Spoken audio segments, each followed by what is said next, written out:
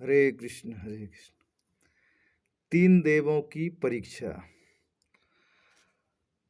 हे परीक्षित, सुखदेव जी कहते हैं, एक बार सरस्वती नदी के पावन तट पर यज्ञ प्रारंभ करने के लिए बड़े बड़े ऋषि मुनि एकत्र हुए और उन सभी ने विषय पर वाद विवाद किया कि तीन देवों में सबसे बड़ा देव कौन है। ब्रह्मा है, विष्णु है कि महेश है। तीनों में कौन श्रेष्ठ देवता है।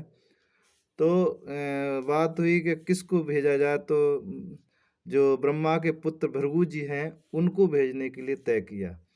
तो वो सबसे पहले ब्रह्मलोक में गए और उन्होंने ब्रह्मा जी के धैर्य आदि की परीक्षा करने के लिए उन्हें नमस्कार नहीं किया।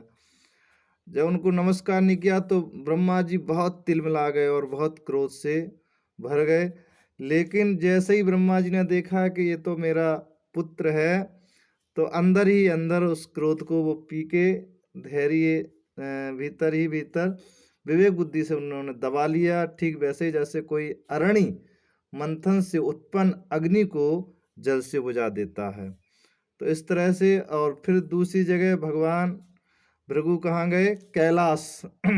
देवादिदेव भगवान शंकर ने जब देखा कि मेरे भाई भृगु जी आए हैं, तब उन्होंने बड़े आनंद से खड़े होकर उनका आलिंगन करने के लिए भुजाएं फैलाई।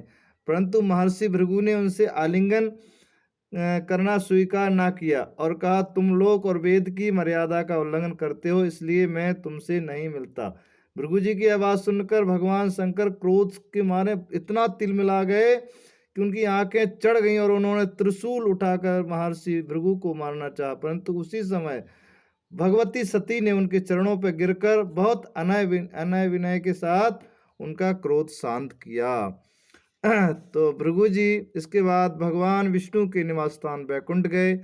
उस समय भगवान विष्णु लक्ष्मीपति लक्ष्मी जी की गोद में अपना सिर रखकर लेटे हुए थे। भृगु जी ने जाकर उनके वक्ष स्थल पर एक लात कसकर जमा दी। भक्तवत्सल भगवान विष्णु लक्ष्मी के साथ उठ खड़े हुए और झटपट अपनी सैया से नीचे उतरकर मुनि को सिर झुकाकर प्रणाम किया। भगवान ने कहा, ब्रह्मांड आपका स्वागत है, आप भले पधारे। इस आसन पर बैठकर कुछ क्षण विश्राम कीजिए। प्रभु, भृगु आपके स्वागमन का पता ना था, इसी से मैं आपकी अगवानी ना कर सका, मेरा अपराध क्षमा कीजिए। महामुनि, आपके चरण कमल अत्यंत कोमल हैं। यूं कहकर भृगु जी के चरणों को भगवान अपने हाथों से सहलाने लगे और बोले, महर्षि, आपके चरणों का जल तीर्थों को भी तीर्थ करने वाला है। आप उससे बैकुंठ लोक, मुझे और मेरे अंदर रहने वाला लोकपालों को पवित्र कीजिए। भगवान, आपके चरण कमलों के स्पर्श से मेरे सारे पाप धुल गए। आज मैं लक्ष्मी का एकमात्र आश्रय हो गया। अब आपके चरणों के चिन्हित और वक्षस्थल पर लक्ष्मी सदा सर्वदा निवास करेगी।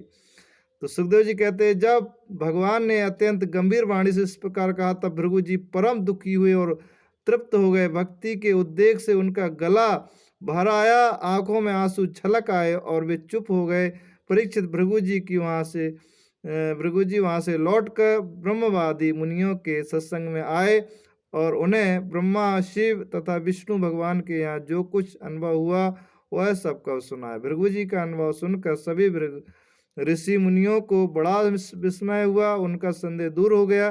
तब से वे भगवान विष्णु को ही सर्वश्रेष्ठ मानने लगे, क्योंकि वे ही शांति और अभय के उद्गम स्थान है। भगवान विष्णु से साक्षात धर्म, ज्ञान, वैराग्य, 8 प्रकार के ऐश्वर्य और चित्त को शुद्ध करने वाला यश प्राप्त होता है। शांत, समचित, अकिंचन और सबको अभय देने वाले साधु मुनियों को वे ही एकमात्र परम गति है, ऐसा सारे शास्त्र कहते हैं। ये श्रीमद् भागवतम के 10वें स्कंद के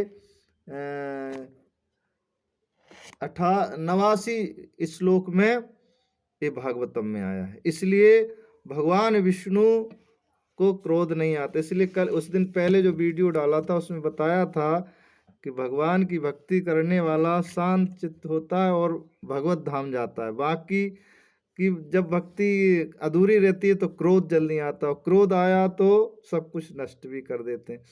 इसलिए भगवान की भक्ति करना चाहिए। भगवान कृष्ण की भक्ति करेंगे तो भगवत धाम जाएँगे, भगवान की गति प्राप्त होती है।